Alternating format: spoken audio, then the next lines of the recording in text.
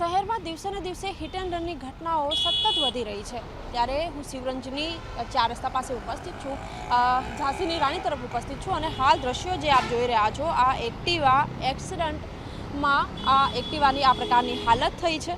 મહત્વની વાત એ છે કે મોડી રાત્રે બ્રેઝા કાર ચાલકે એક્ટિવાને ટક્કર મારી જેમાં 2 લોકોના મોત થઈ ચૂક્યા છે। અકસ્માતમાં એક્ટિવાનો કચ્ચર ઘાણ વળી ગયો અને એના દ્રશ્યો અત્યારે આપ જોઈ રહ્યા છો। ગાડી એટલી સ્પીડમાં હતી કે એક્ટિવા રેલિંગ કૂદીને બીઆરટીએસ ટ્રેકમાં પટકાઈ। એ મારો ભાણિયો થાય છે, એ રાઉન્ડ ખાવા માટે ગયો હતો ને પાછળથી ફૂલ ઝડપે કાર આવતા એને એક્સિડન્ટ ઉડાવી દીધું ને ઉડીને કમસે કમ 5 થી 10 ફૂટ દૂર ફેંકાયો ને એક સ્પોટ પર જ ડેથ થઈ ગઈ ને એક 16 સિવિલ એને સારવાર માટે લઈ ગયા હતા તો ત્યાં ડેથ થઈ ગઈ એની।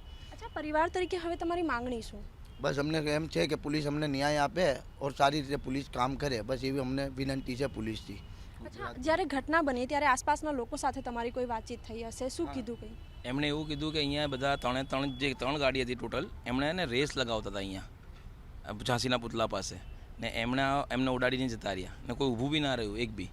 ત્યાંના લોકલ જે માણસો હતા ને એમણે અમને કીધું